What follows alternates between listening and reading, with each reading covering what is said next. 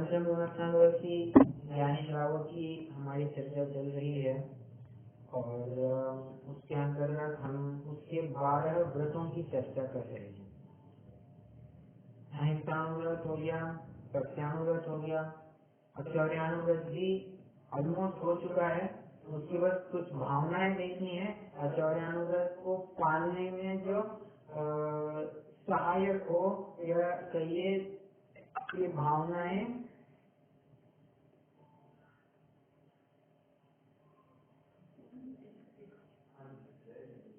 तो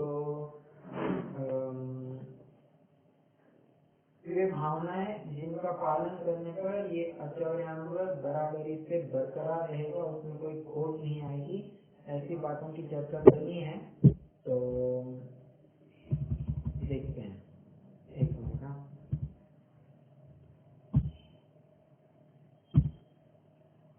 हाँ, आचर्यानुव्रत की भावनाएं, वैसे तो ये आचर्य व्रत की भावनाएं हैं। तो आचर्य व्रत कहा है, मतलब ये अनुव्रत में भी लगेंगे, महाव्रत में भी लगेंगे, दोनों तरफ लगेंगे। व्रत कहा है तो व्रत फिर वो अनु हो या महा हो, ये फर्क नहीं पड़ता है। व्रत तो व्रत है, दोनों जिसमें अपने स्तर पर लगा सकते हैं। अनुव्रत के स्तर पर थोड़ा अलग लगेगा, महाव्रत के स्तर पर थोड़ा अलग लगेगा, परंतु भावनाएं तो यही दी गई है। ठीक है, देखते हैं। मैं तत्व सूत्र के 7वें अध्याय का 6वां सूत्र पढ़ता हूँ। शून्यागार विमोचितावास परोपरोधाकरण भैक्ष शुद्धि स्वधर्मा विसंवादा पंच।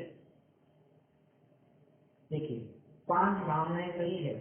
आपने वैसे एक नोटिस किया होगा, यहाँ पर अतिचार कहने हैं तो 5 कहेंगे, भावनाएं कहनी है तो 5 कहेंगे। ऐसा क्यों? क्योंकि 5 का सेट बन जाता है और याद रखने में भी ये आसानी हो जाती है। ऐसा नहीं कि कहीं 7 दे दिए, कहीं 10 दे दिए, कहीं 3 दे दिए, कहीं 4, ऐसा नहीं। एक सेटेड फॉर्मेट में आगे बढ़े हैं, 5 तो 5 ही देंगे। फिर उसमें संक्षेप विस्तार की शैली अपना कर 5 कर दिया। तो ये लगता है कि थोड़े ज्यादा हो रहे हैं।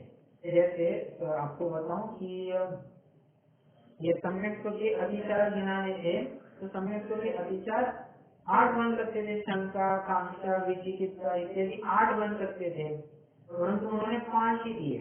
क्यों? क्योंकि उनके पाठ का एक सेकेंड क्रम करना था। और कहीं कहीं पर हम आगे देखेंगे कि दिग्व्रत के बारे में देखेंगे कि वहाँ पर 10 दिशि गमन प्रमाण था। अभी 10 दिशाएं तो नहीं कह सकते, फिर कह दिया ऊपर नीचे आगे पीछा और तिरछा, इसमें कह दिए। और फिर अनादर और अस्मृति, ऐसे 2 और अतिचार लगा देते हैं और 5 पूरे कर देते हैं। कहने की बात इतनी है कि 5-5 एक सेकंड क्रम में चले हैं। तो यहाँ पर भी 5 भावनाएं बताई गई है। कौन सी? शून्यागार, दूसरी विमोचितावास, तीसरी परोपरोधाकरण, चौथी भैक्ष शुद्धि, 5वीं सधर्म अविसंवाद। देखिए, सधर्मा विसंवादा ऐसा दिया है ना, मतलब सधर्म और विच्छेद करेंगे तो ओ बाहर निकलेगा, मतलब अविसंवाद ऐसा होगा। ठीक है, अब क्या अर्थ है? शून्यागार, शून्यागार मतलब शून्य आगार, जहाँ पर कोई विशेष बस्ती ना हो, ऐसे निर्जन स्थान में जाकर रहना। हालांकि ये तो मुनि राजों के ऊपर ज्यादा अच्छे से बैठा हुआ दिखाई देता है। तो फिर श्रावक के स्तर पर कैसे लगाना? ऐसे लगाना, देवघर जिसमें बहुत क्लेश का हो, निरंतर झगड़े टंटे होते रहे, 1 मिनट ऐसा नहीं जाए कि कहीं पर घर में कुछ कलह के प्रसंग ना बने, तो ऐसे कलुषित घर में नहीं रहना, ये शून्यागार नाम की भावना। और ऐसे दुर्जन या कसाई व्यक्तियों से दूर रहना, ये शून्यागार नाम की भावना समझना। ठीक है, और वो दूर कहाँ रह सकता है? तो मठ में रह सकता है, हो सके तो मुनि राजों के साथ ही एक ट्रेनिंग के रूप में वहाँ जाकर रह सकता है, कैसे भी कर दो, परंतु इन कसाई लोगों से तो दूर रहेगा। ये श्रावक के स्तर पर शून्यागार हुआ। विमोचितावास मतलब उजड़े हुए स्थान पर रहना। विमोचित मतलब खुलना और आवास, तो ऐसा स्थान जो खुला हुआ है, उजड़ा हुआ है, वहाँ जाकर रहना, ये भी अचौर्य में लिया गया है। और परोपरोधाकरण, दूसरे को अपने ठहरे हुए स्थान पर आने से नहीं रोकना। दूसरे को अपने ठहरे हुए स्थान पर आने से नहीं रोकना। जरा वैसे देखा जाए तो ये परोपरोधाकरण ही मुनिराज के केस में थोड़ा ज्यादा अच्छा रहेगा। तब हम विशेष चर्चा करेंगे। अभी कुछ बताना कहूँ, जैसे एक श्रावक के स्तर पर भी लगा सकते हैं, कोई बड़ी बात नहीं है, परंतु कैसे हो सकता है देखिए, श्रावक कहीं जंगल में या शमशान में अष्टमी चौदस के दिन सामयिक कर रहा है और उसे लगा कि यहाँ पर बार बार एक बिल्ली आ रही है, जा रही है, आ रही है, जा रही है, आ रही है, जा रही है। तो ऐसे केस में उसको थोड़ी शंका उत्पन्न होगी कि अरे कहीं इसका ये घर तो नहीं और हम उधर ही आकर बैठ गए हों, ये इसके रोज बैठने का स्थान हो सकता है। तो ऐसा विचार करने पर वो उस स्थान से हट जाएगा और उसे वो वहाँ जो कुछ आगे की प्रक्रिया होगी, परंतु स्वयं तो वहाँ पर नहीं रुकेगा, दूसरी जगह चला जाएगा एकांत स्थान पर। अब प्रश्न ये उपस्थित होता है, 3 दिन भावनाएं ये आवास संबंधी दी है, तो रहने का और चोरी का क्या संबंध है? कुछ भी संबंध मुझे तो लगता नहीं है कि हम कसाईयों के साथ रह रहे हैं, इसमें हमने क्या चोरी की, हमने क्या चोरी की?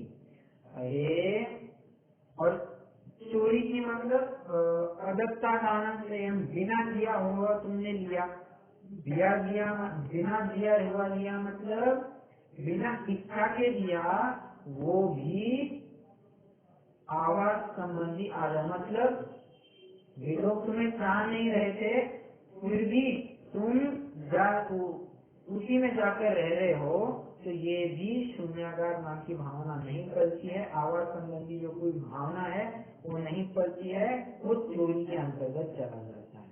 ठीक है, मैं इतना भर कहना चाह रहा हूँ, बिना दिया हुआ लेना ये तो चोरी है ही, परंतु बिना इच्छा के दिया हुआ लेना ये भी चोरी के अंतर्गत आता है। अब इसके बारे में और खुलासा होगा, कैसे? ये भैक्य शुद्धि नाम का अतिचार देखिए और भावना देखिए। कह रहे हैं शुद्ध भोजन करना, अब भोजन करना और चोरी तो कुछ संबंध ही नहीं लगता है। हम सोचते हैं कि ये कहीं कुछ परिग्रह में जा सकता था या कहीं ब्रह्मचर्य में किसी हद तक जा सकता, अहिंसा में जा सकता था, यहाँ पर अचौर्य में ही क्यों लिया? वही बात है कि शुद्ध भोजन नहीं किया, मतलब हमने अपने परिणामों की चोरी की है, ये ऐसा कहना चाह रहे हैं।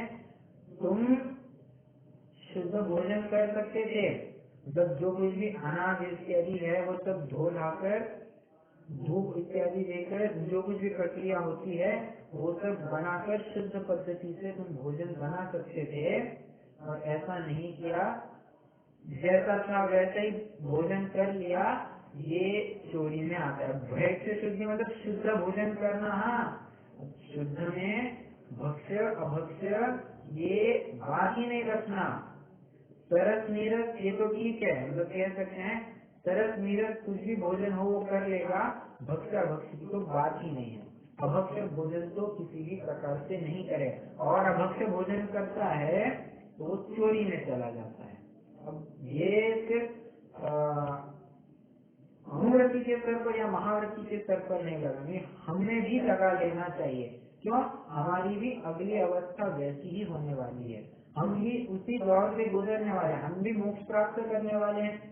तो मोक्ष प्राप्ति में ये पड़ाव तो आएंगे ही, किसी के आ भी सकते हैं, नहीं भी आ सकते, परंतु महाव्रत तो आएंगे ही आएंगे। तो उस अवस्था में क्या होगा? तो ये सब तो होना चाहिए ना, इसीलिए अभी से ही अगर एक प्रैक्टिस बनी रहे तो फिर आगे जाकर बड़ी दिक्कत नहीं हो सकती, राइट। ऐसे हो गया। और सधर्म अविसंवाद,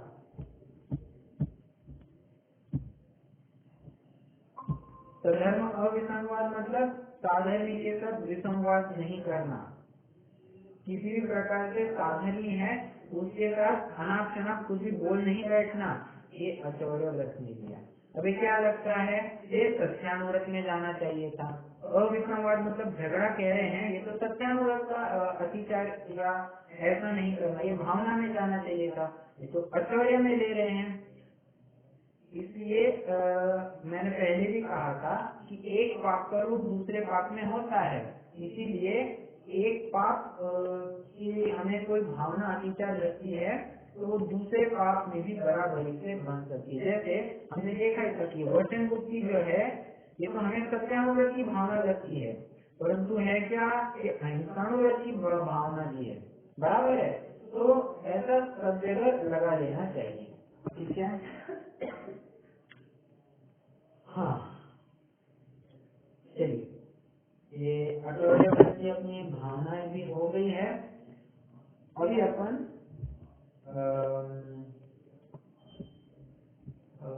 वैसे अतिचार तो हमने देख लिए हैं, बाद में देखेंगे। आचार्य समंत बदले में जो भावनाएं अतिचार दी है वे अपन बाद में अपने पांचों अनुव्रत की चर्चा होने के बाद देखेंगे, नहीं फिर अगर लगा तो साथ साथ देखेंगे, बेहतर यही रहेगा।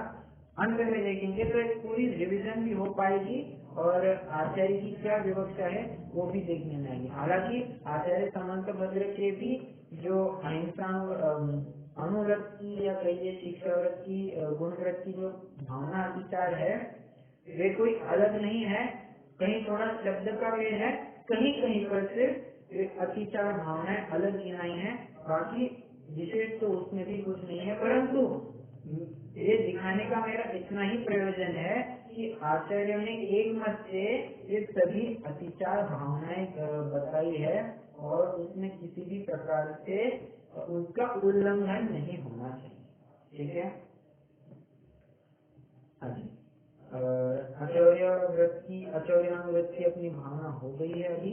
हाँ, और मैंने पिछली कक्षा में कहा था कि मान लीजिए किसी की पर्सनल प्रॉपर्टी है, चोरी के बारे में हमने क्या देखा था, अचौर्यानुव्रति ये किसी की पर्सनल मिट्टी और जल है तो उसे ले सकता है बिना पूछे या बिना दिए ले सकता है, तो वो चोरी में नहीं आएगा। परंतु इतना समझना, अगर उसने कुछ मान लीजिए शाम का समय है और पड़ोसी के यहाँ पर अपने जो साधन भाई थे उन्होंने एक गिलास में पानी भर के रखी थी, कुछ भी कारण की वजह हो सकता है एक गिलास में पानी भर के रखी थी, बस ऐसे ही थोड़ा मिलना चाह रहे थे, उनके यहाँ चले गए, प्यास भी बहुत लगी थी तो वहाँ गिलास मिली और हमने पी लिया वो पानी, हमने मतलब अचौर्यानुव्रति ने पी लिया। तो इस केस में हम कुछ नहीं कह सकते कि वो उस पड़ोसी ने किस वजह से वो पानी रखा था।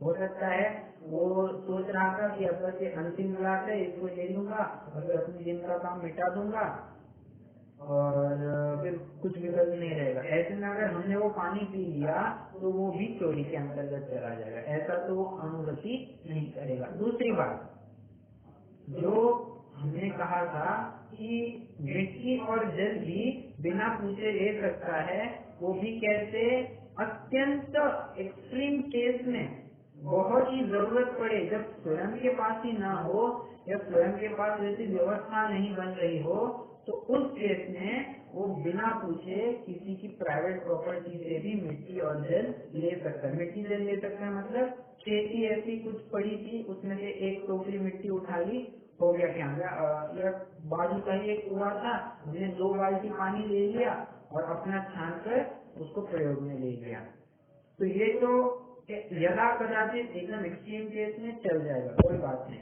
परंतु ये अचौर्यानुवृत्ति कभी नहीं करेगा कि अरे क्या उन्हीं की तो कुआं है, काम कर लिया, लगा लिया मोटर और पूरा पानी खेत में अपने कुएं में डाल दिया। ये तो नहीं करेगा, ये तो चोरी में ही जाएगा फिर पूरा। ठीक है।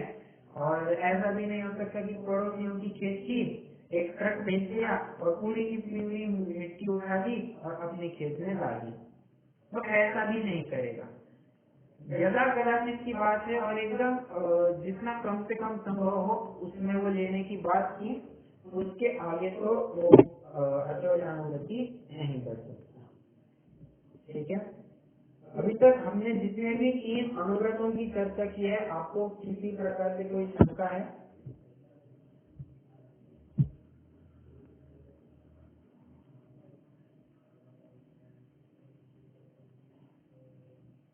नहीं।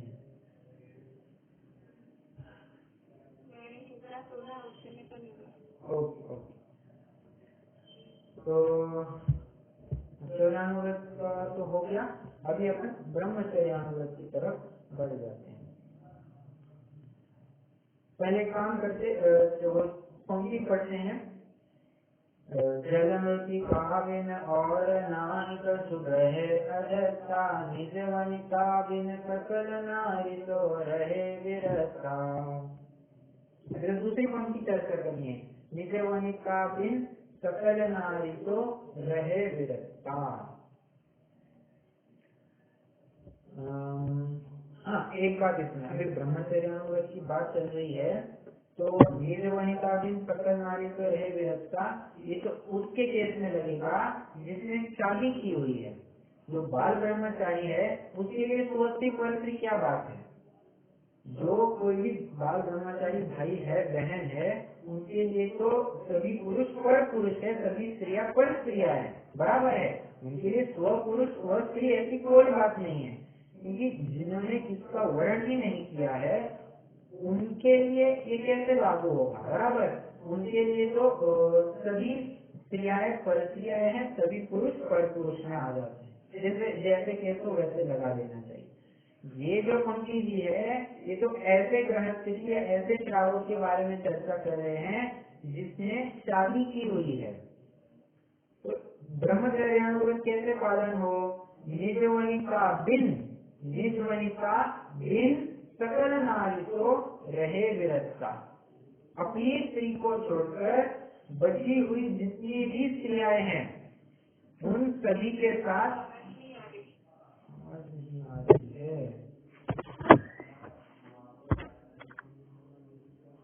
सभी को नहीं आ रही है। हाँ जी। तो क्या कह रहे थे? निज वनिता, अपनी स्त्री को छोड़कर या अपने पुरुष को छोड़कर जितने भी बचे हुए स्त्री पुरुष है उन सभी के साथ माँ बहन व या पिता पुत्र व व्यवहार होना चाहिए। ठीक है।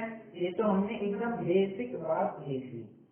अच्छा, अभी हर जगह यहाँ पर बताया जाएगा कि दूसरे पर की स्त्री की तरफ निगाह नहीं दौड़ाना, पर की स्त्री की तरफ निगाह नहीं दौड़ाना।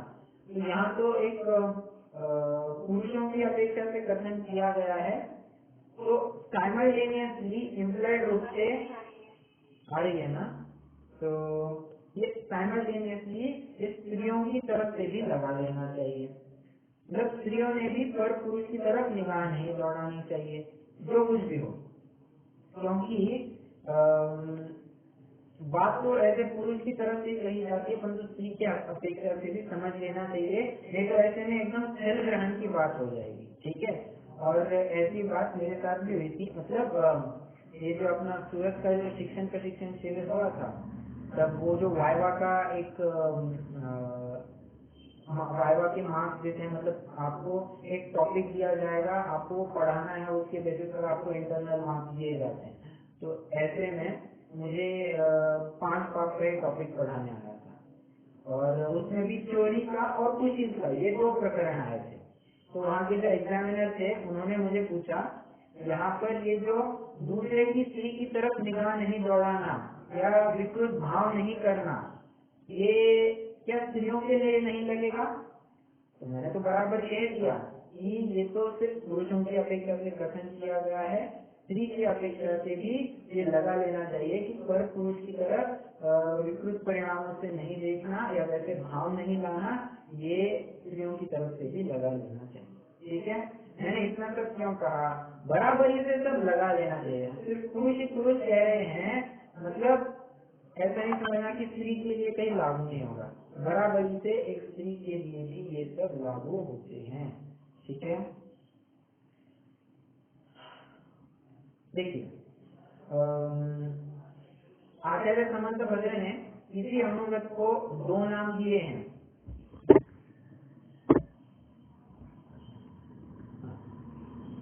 क्या? स्वदार संतोषव्रत और परवनिता। क्या क्या फिर से सापरदार निवृत्ति स्वदार संतोष नामापि, ऐसी वहां की मूल पंक्ति है। क्या था? पर सापरदार निवृत्ति, परदारी से निवृत्ति और स्वदारी में संतोष, ये ऐसी दोनों ही बातें कही है। देखिए दोनों का अपना ही बराबरी से महत्व है। एक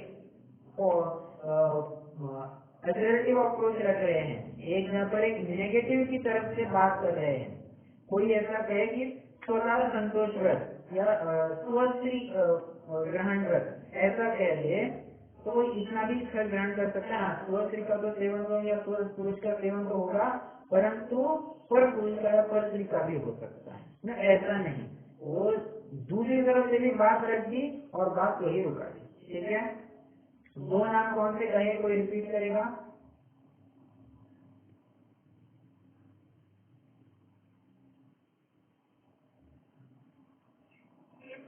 आपने पुरुष और स्त्री की बात कर रहे हैं सर? हाँ, तो जो जिसने अपने जिसका मैरिज हो गया है ना मैं एक्सप्लेनेशन नहीं पूछ रहा हूँ, मैंने तो ये पूछ रहा हूँ आचार्य समंत भद्रदेव ने दो नाम कौन से दिए हैं ब्रह्मचर्य अनुगत के लिए?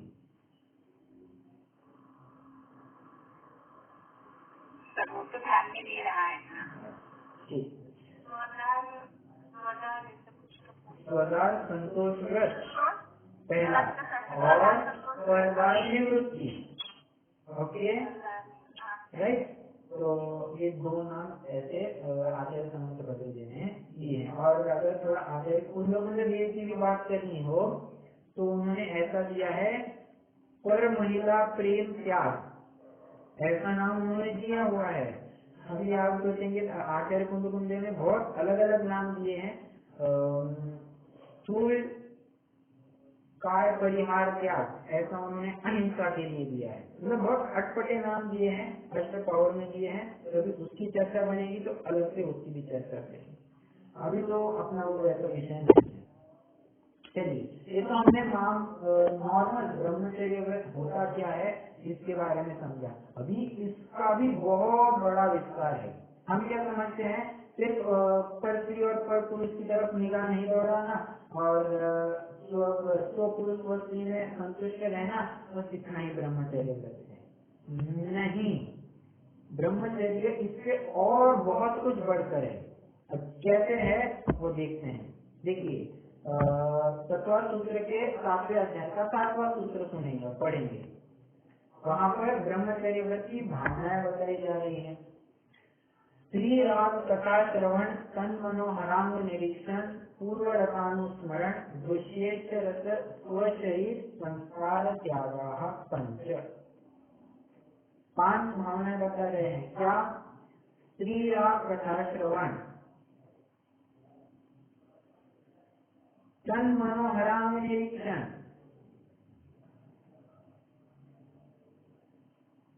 पूर्व रसानुस्मरण,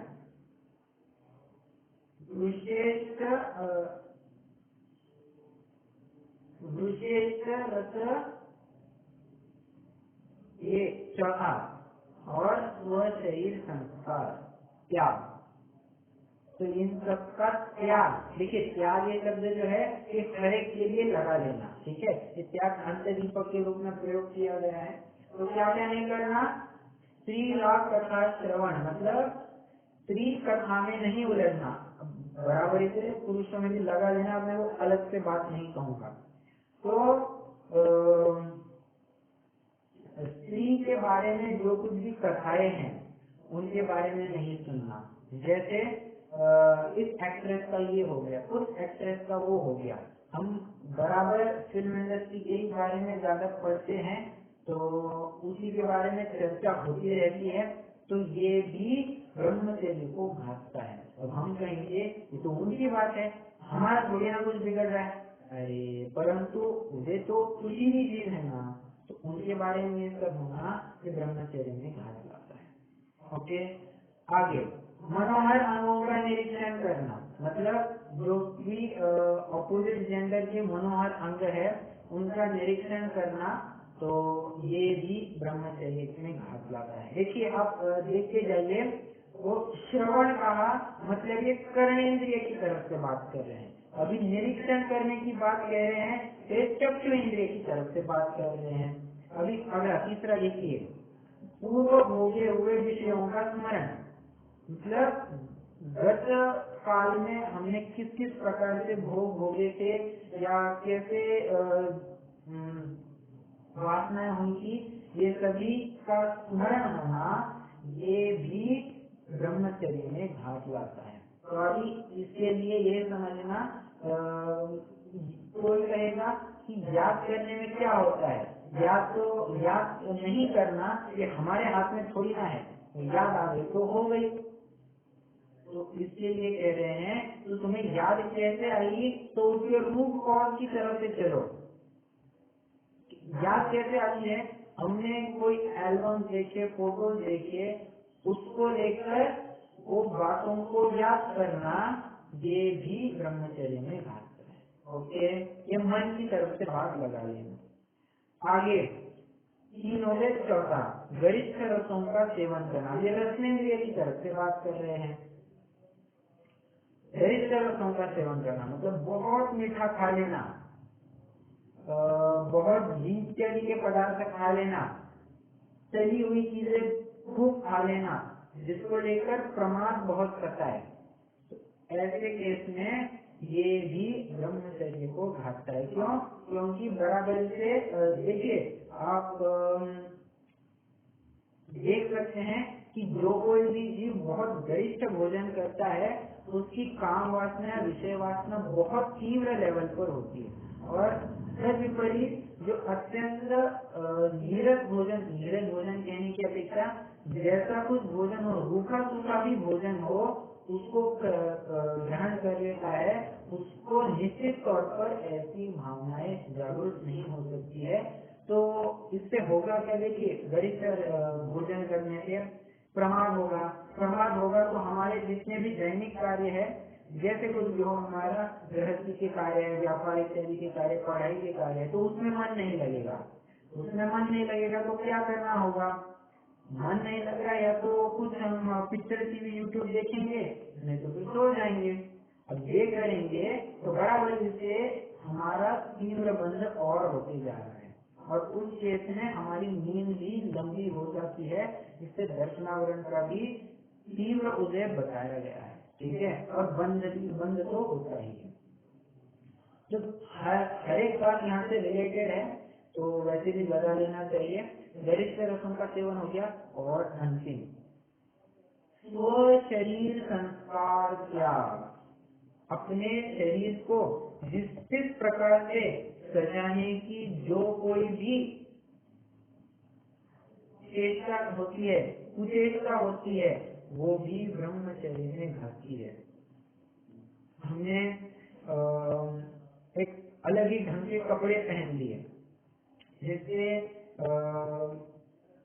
अभी वो बहुत ट्रेंड चल रहा है कि वेदर जीन्स पहनना, मतलब एकदम फटे हुए कपड़े, तो जीन्स एकदम फटी हुई है तो ऐसे पहनना, या ऐसे वस्त्र पहनना जिससे शरीर के अंगों का थोड़ा प्रदर्शन हो, तो ये भी थोड़ा शरीर संस्कार में जाएगा।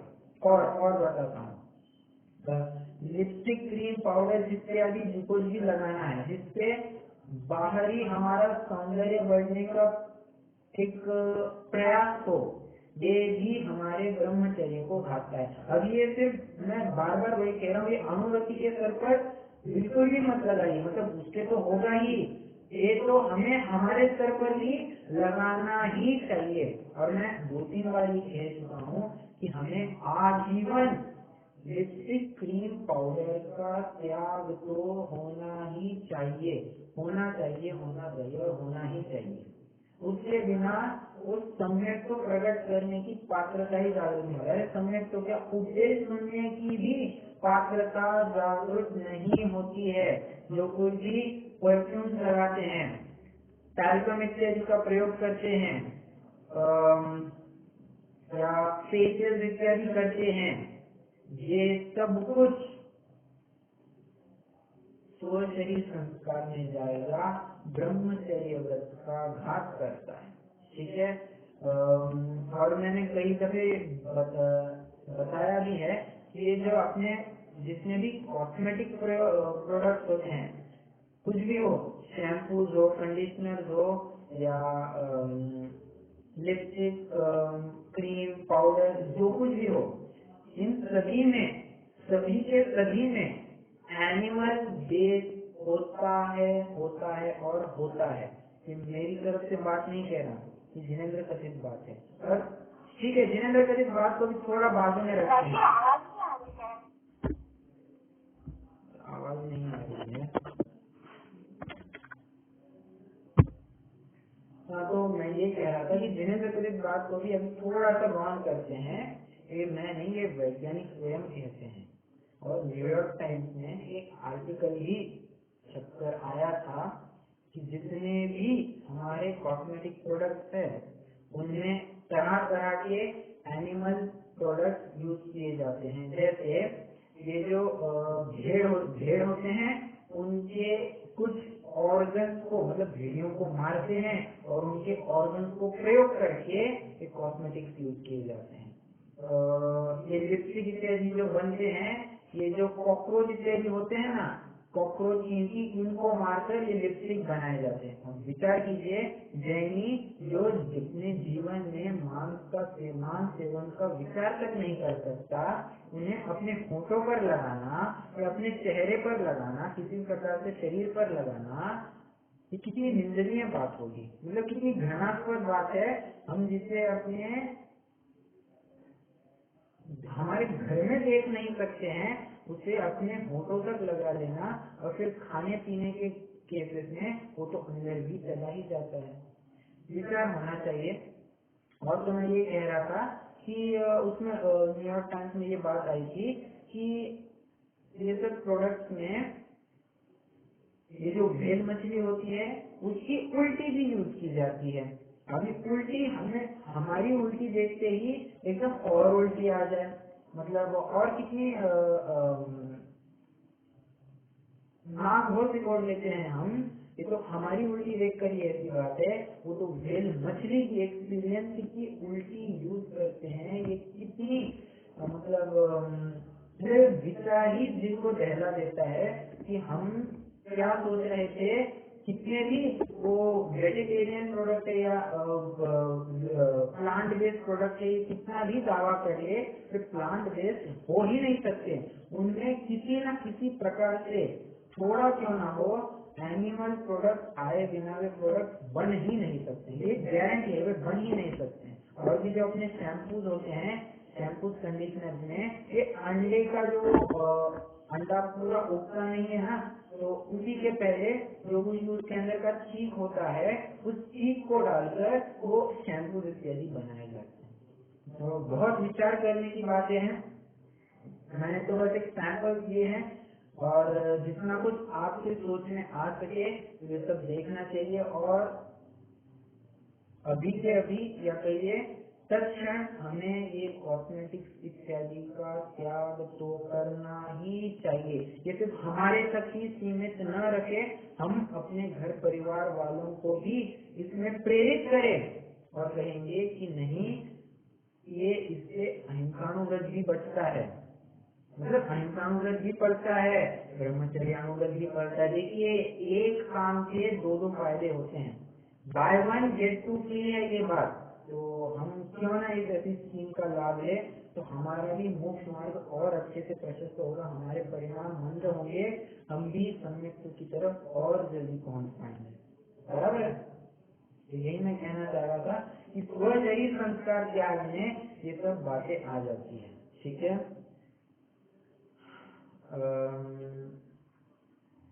चलिए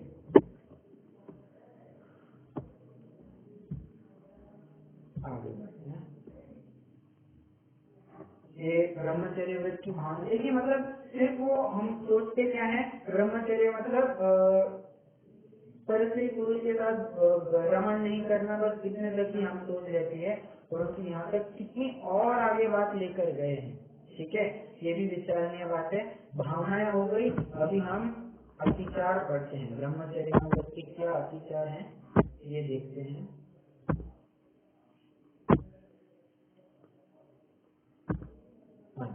देखिए 28वां सूत्र है संस्कार अध्याय का। पर विवाह करने त्वरिका परिगृहिता परिगृहिता गमनांग क्रीड़ा काम तीव्राभिनिवेश। ठीक है, तो पर विवाहकरण मतलब दूसरों का विवाह कराना। अभी कराना कहा है, मतलब इसमें अनुमोदना भी गर्भित रूप से समझ लेना चाहिए। दूसरों का विवाह कराना मतलब दूसरों की शादी ब्याह को अटेंड करना, ये भी ब्रह्मचर्यानुव्रत को घातता है, हमारे ब्रह्मचर्य को घातता है। ठीक है, तो परिविवाहकरण हो गया। अभी अगला इत्वरिका। अभी इत्वरिका के दो हिस्से किए हैं, एक परिगृहिता और एक अपरिगृहिता। ओके, परिगृहिता मतलब जिसका कोई स्वामी हो, मतलब जो पतिवादी हो, और अपरिगृहिता मतलब जिसका कोई पति ना हो। तो ऐसे जिसका कोई पति नहीं है, ऐसे दो केसेस बन सकती है, या तो कुमारी है या तो विधवा है। ठीक है, तो ऐसी स्त्रियों के पास आना जाना, इनके साथ गैर व्यवहारिक संबंध रखना, ये भी ब्रह्मचर्यानुव्रत को घातता है। ओके, अनंग क्रीड़ा।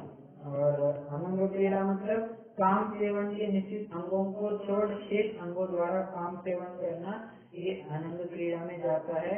और काम तीव्र अभिनिवेश मतलब काम सेवन की तीव्र अभिलाषा रखना, मतलब एक्सट्रीमिटी बहुत होना उसमें, तो ये भी ब्रह्मचर्यानुव्रत के अतिचार में गिनाया गया है। ठीक है, चलिए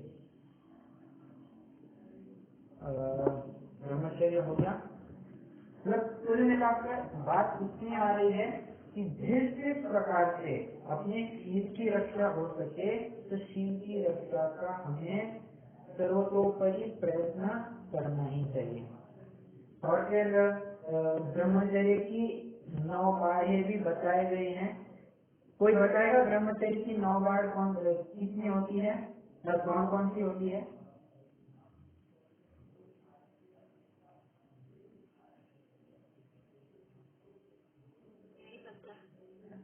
देखिए, तो ब्रह्मचर्य की जो 9 बारें हैं, तो एक तो याद है, हाँ, एक तो याद है, जो मतलब एक पुरुष बैठा हुआ तो वो 48 मिनट तक आपस को नहीं बैठना चाहिए। ओके, जो जगह पर लगा हुआ हो या शायद में हो, वहाँ पे नहीं रहना चाहिए। अपने पर सामने लाइन पर ना होने तैयार नहीं होना चाहिए। कुछ अन्य भी को थोड़ी याद है। अच्छा, ठीक है, दो तो आपने बराबर कह दिए कि स्त्री और पुरुष ये एक साथ एक ही आसन पर न बैठे। ठीक है, एक साथ एक ही आसन पर न बैठे, एक सेम चटाई पर ना बैठे, तो ये भी बात होती है। ये तो एक हो गया। और ये अपने जितने भी अतिचार और भावनाएं पड़ी है ना, उसी की बहुत सारा उसी की बातें यहाँ पर आ रही है। क्या ये तो एक तो बात होगी कि एक आसन पर नहीं बैठना, दूसरा गरिष्ठ भोजन नहीं करना। ठीक है, गरिष्ठ भोजन नहीं करना। तीसरा रागमय संगीत को नहीं सुनना। चौथा, किसी भी प्रकार से चौथी बात वो भी आ गई थी कि कोई चित्रांक लगा हो, कोई फोटो फ्रेम इत्यादि हो, ये सभी अपनी कमरे में नहीं होना, मतलब ब्रह्मचारी के पास नहीं होना। ये चौथी हो गई। और फिर हालांकि मुझे भी याद नहीं है, परंतु जितनी कुछ बातें हैं कि हमने इसमें तो कवर कर ली है। भावना और अतिचार जो है उन्हें ऑलमोस्ट हमने सब कुछ कवर कर लिया है। तो विशेष 9 बारों में भी कुछ नहीं आता है। अतिचार का त्याग हो और भावनाओं का पालन हो तो बराबरी से ये ब्रह्मचर्य की 9 बारें भी सुरक्षित बनी रहती है। ठीक है। और फिर इस शील की रक्षा के लिए कितना कुछ बताया जाता है। मतलब एक छंद ही आता है, जगत्य कीर्ति पटहो गोत्रेमपि कुशक चारित्रस्य जलांजलि गुणगणा रामस्य दावानल संकेत सकलापदां शिवपुर द्वारे कपाटो दृढ शीलयेन निजं विलुप्तमखिलं त्रैलोक्य चिन्तामणि। क्या कह रहे हैं? दत्तस्तेन जगत्य कीर्ति पटहो गोत्रेमपि कुर्जक चारित्रस्य जलांजलि गुणगणा रामस्य दावानल। मतलब कह रहे हैं कि शील अपनी बहुत बड़ी संपत्ति है। अगर इसमें किसी भी प्रकार से थोड़ी सी आंच आ जाए तो मानो हमने अपने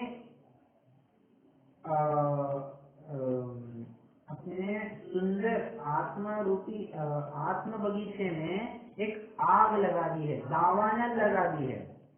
ठीक है। दावानल को हमने देखा था कि वो तो अपने आप से प्रज्वलित होती है, परंतु ये ऐसी विषय वासना से ही ये दावानल अपने आप ही प्रकट हुई है और इतने सुंदर बगीचे को नष्ट कर रही है। और आगे कह रहे हैं संकेत सकलापदां शिवपुर द्वारे कपाटो दृढ़। शील का अपना एक बार हरण हो गया है तो क्या कह रहे हैं? संकेत सकलापना, ये शील का हरण होना ये हमारे लिए सभी आपदाओं के लिए एक इनविटेशन है, एक बुलावा है कि सभी आपदाएं अभी आ पड़ेंगी, आ पड़ी है आपत्ति। और शिवपुर द्वारे कपाटो दृढ़। शील से भ्रष्ट जीव इसने अपने शिवपुरी के द्वार, मोक्ष महल के द्वार या मोक्ष महल के किवाड़ एकदम से पैक बंद कर दिए हैं। इस तरह का ताला लगा दिया है कि अभी खुलेंगे नहीं, बहुत प्रयत्न करने के पश्चात ये खुलेंगे।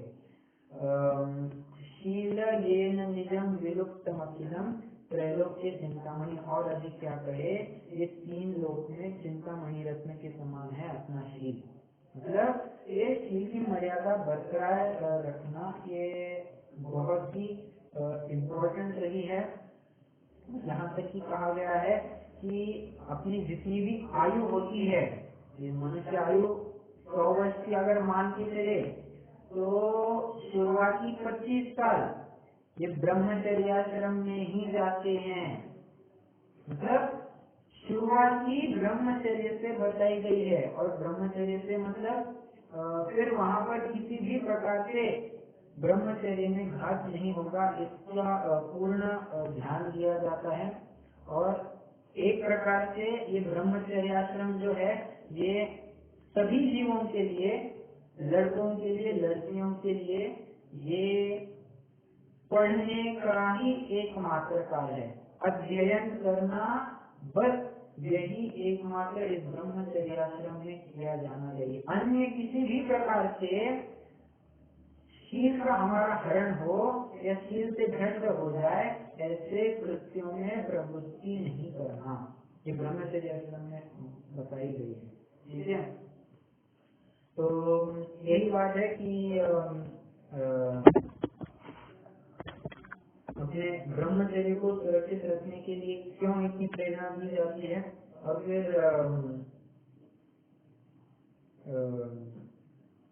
ये अपने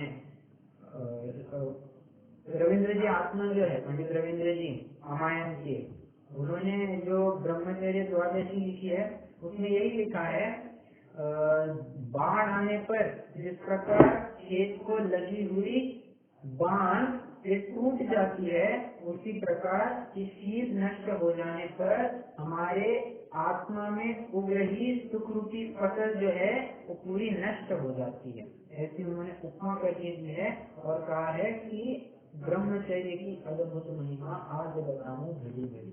ऐसा उन्होंने ब्रह्मचर्य के लिए बहुत प्रेरित किया है। तो हम भी इसी तर्ज पर बढ़े और ब्रह्मचर्य को अपना प्रशस्त करें, यही भावना है। चलिए थोड़ा समय है तो परिग्रह परिमाण वृद्धि अपन शुरू कर देते हैं, तो आगे भी इसमें ज्यादा लोड नहीं होगा। तो अगली कक्षा में तो अपन सीधे अतिचार और भावनाएं ये ही देखेंगे, ठीक है। अभी तो एक नॉर्मल चर्चा कर रहे हैं। तो पंक्ति पढ़ते हैं,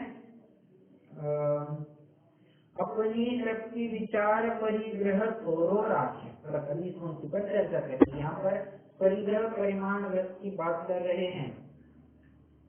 अब एक बात इसमें भी ध्यान रखना, हिंसा, झूठ, चोरी और कुशील, इनमें तो हम स्थूल सूक्ष्म का ऐसा भेद कर सकते हैं। मतलब स्थूल हिंसा, स्थूल सूक्ष्म हिंसा। स्थूल हिंसा में क्या आएगा, सिर्फ जीवों का घात। सूक्ष्म हिंसा में एकदम जितना बेयर मिनिमम रिक्वायर्ड है ऐसे स्थावरों का घात, ये सूक्ष्म हिंसा में आएगा। तो ऐसे झूठ, चोरी, कुशील के लिए भी लगता है, परंतु परिग्रह में ऐसा स्थूल सूक्ष्म कभी डिफाइन ही नहीं किया गया है कि तुम इतना इतना परिग्रह रखोगे तो स्थूल में जाएगा, इतना रखोगे तो सूक्ष्म में जाएगा। नहीं, ऐसी बात ही नहीं रखती, क्योंकि हरेक की अपनी समस्या अलग अलग होती है। प्रत्येक व्यक्ति की अपनी वो जिस सिचुएशन में खड़ा होता है वो सिचुएशन हर एक व्यक्ति के लिए अलग अलग होती है। इसलिए यहाँ पर कह रहे हैं अपनी शक्ति विचार परिग्रह थोरो राखे। अपनी शक्ति को विचार कर परिग्रह को सीमित करना चाहिए। इन्होंने ऐसा नहीं कहा कि इन्होंने कोई ऐसे स्टैंडर्ड्स नहीं बनाए हैं, हाँ तुम्हारी इतनी इनकम है तो तुम्हारा इतना परिग्रह होना चाहिए। जैसे और इनकम टैक्स में होता है कि तुम्हारी टोटल इनकम अगर इतनी है तुम्हें इतना टैक्स लगेगा, इतनी इनकम है तो टैक्स में प्लस चार्ज भी लग सकता है, फिर तुमको और हेल्थ और एजुकेशन पे इतना जो कुछ भी होता है वो देना पड़ेगा। तो ऐसा बात कह रहे हैं। तो ऐसी बात परिग्रह परिमाण में नहीं लगाइए।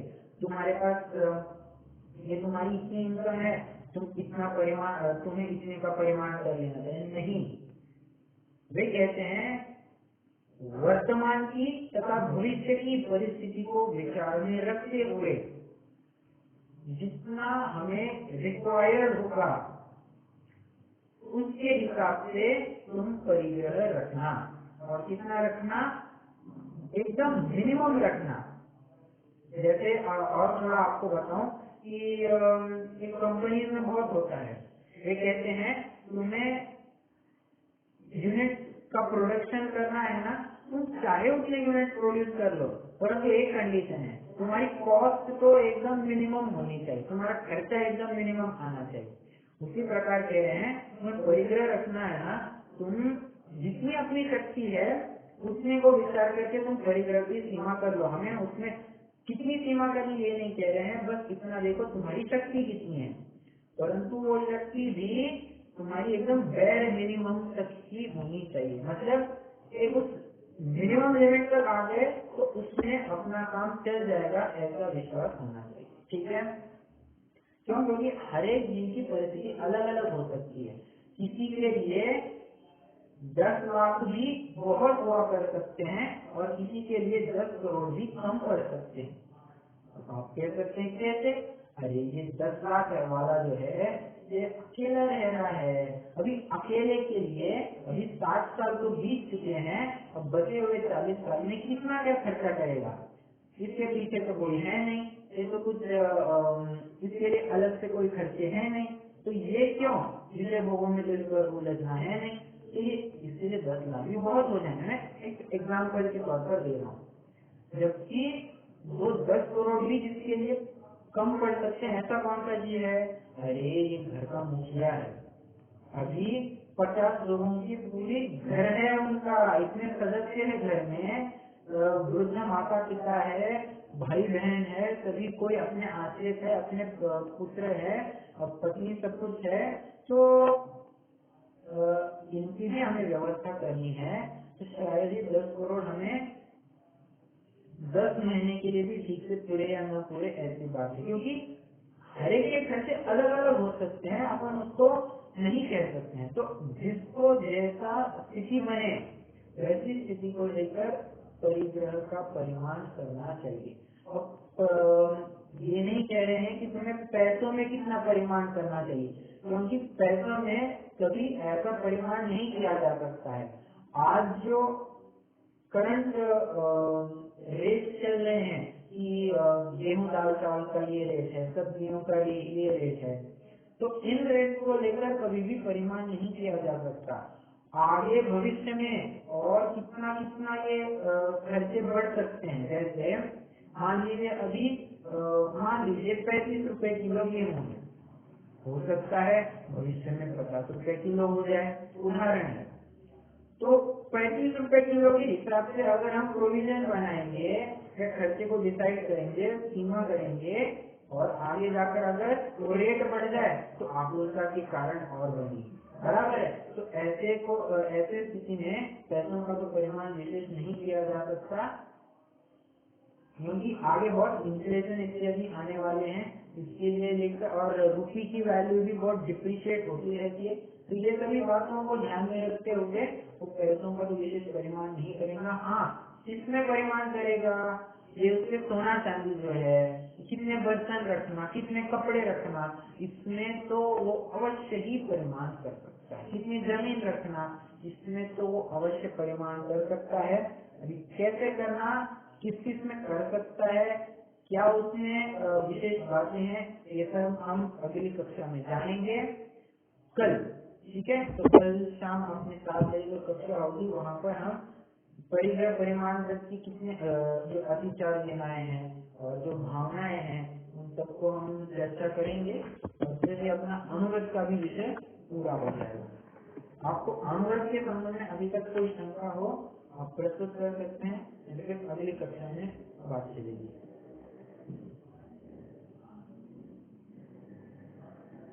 आज का पूरा प्रकरण समझ में आया?